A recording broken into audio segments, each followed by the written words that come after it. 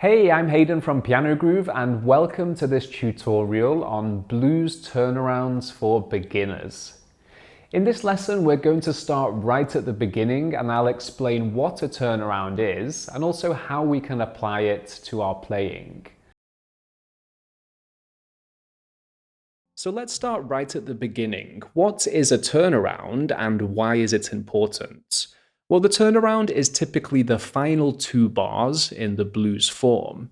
And the turnaround is used to lead smoothly and convincingly back to the first chord.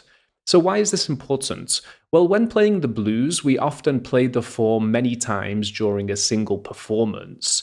And so having some interesting ways to move from the final chord back to the start of the form is an important skill for anybody playing blues piano.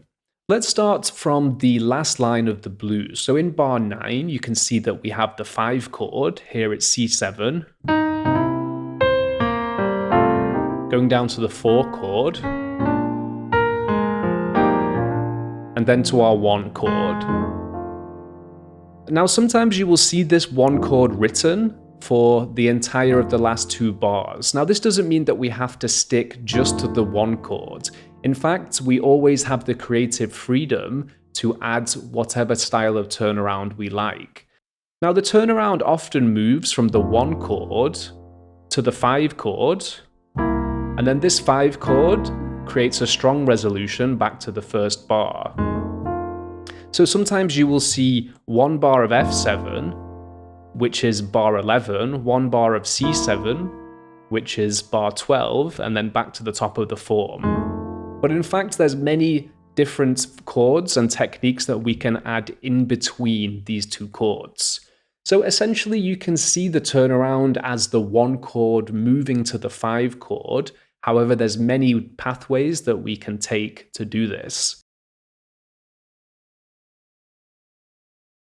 So let me show you some of the most common ones and also some useful variations. So starting in bar 11, we have an F7.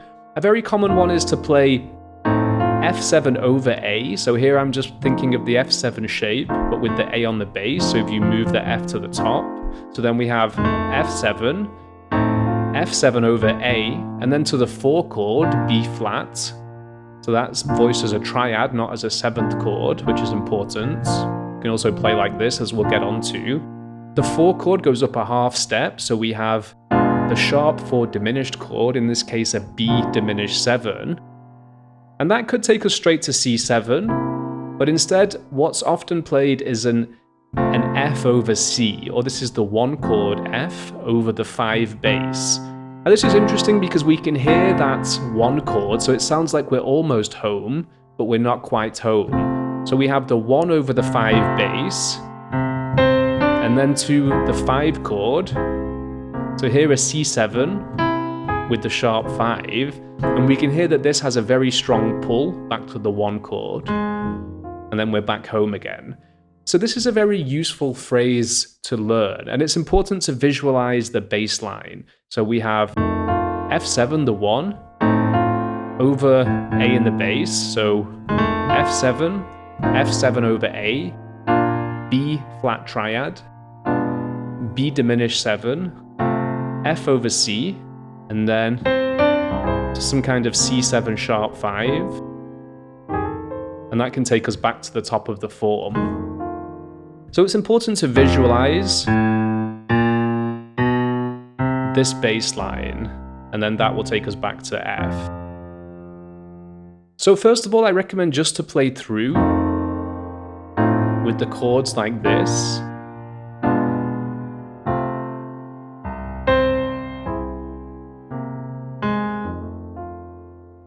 Some other movements that we can play are F7, F7 over A, B flat major triad, B diminished triad, and once we get to here, the F over C, we can then play a D flat 9, which goes to C9. So there we've added a chromatic passing chord, so it's a dominant chord a half step up, if we just move everything up a half step, and this creates a bit of tension and a bit of a sense of a delay in the resolution, and then So that D flat 7, we could also play a D flat 9 to C9, just for a bit more color. So let's play that through and see how it sounds. Let's go from the 9th bar of the blues.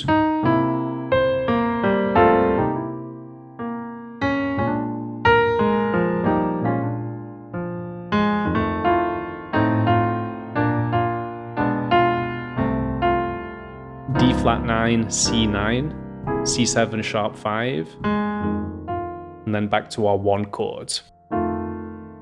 So that's 2 options to start with. Another option is to play descending thirds from when we get to this F over C. So we have the walk-up phrase, and here we can play F over C. And so what I'm thinking here is, where's that C7, which would be here? And so we can play F over C, and then like this. So all together without talking.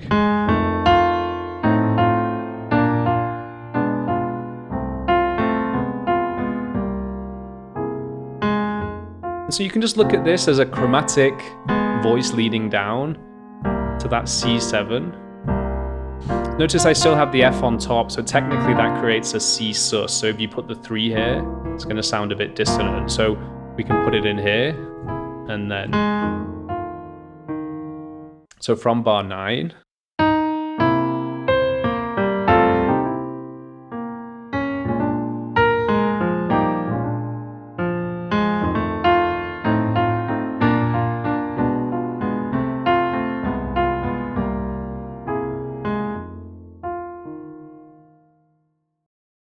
So I mentioned earlier that you should start just by playing the chords on their own.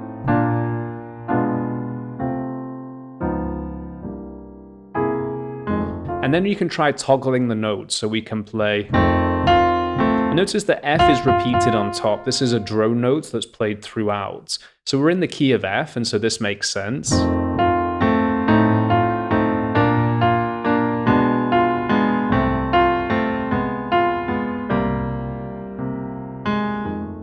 If you want to take this a step further, you can try to create moving lines inside of the chords, which targets the characteristic notes of each chord. So let me show you what I mean here. So we could play...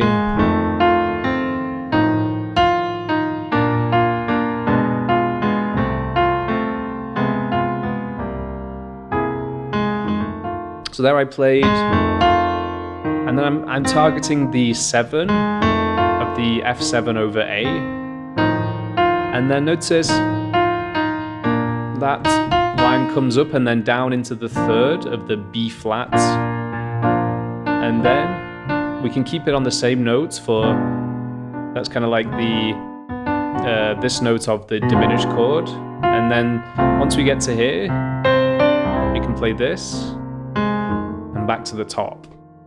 So in our left hand, we also have many different options. So the first one is to play octave bass. So for example,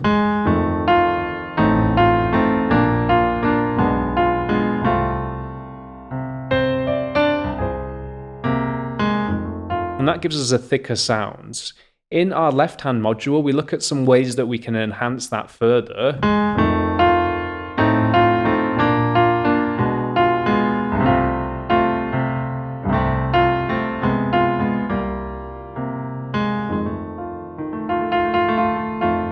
We can also use grace notes in our left hand to add more ornamentation into that ascending bass line. So that sounds like this.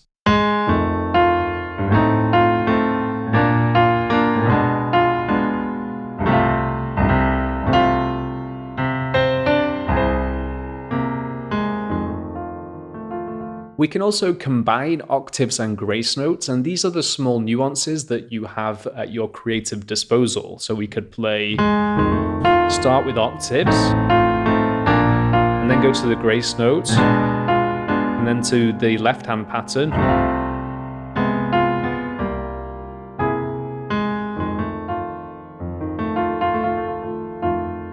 This is the first lesson in our turnarounds module of our slow blues piano course, and in the next lessons we're going to look at the gospel turnaround, new New Orleans style turnarounds.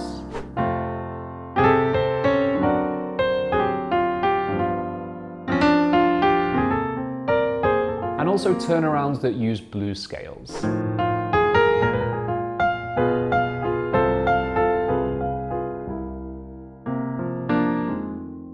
Also check out our blues piano library at pianogroove.com. You can find courses with myself and also our other blues piano teachers. So we cover many different styles: New Orleans piano, Chicago blues, boogie woogie, slow blues such as this lesson. So there's something for everybody. I hope to see you there.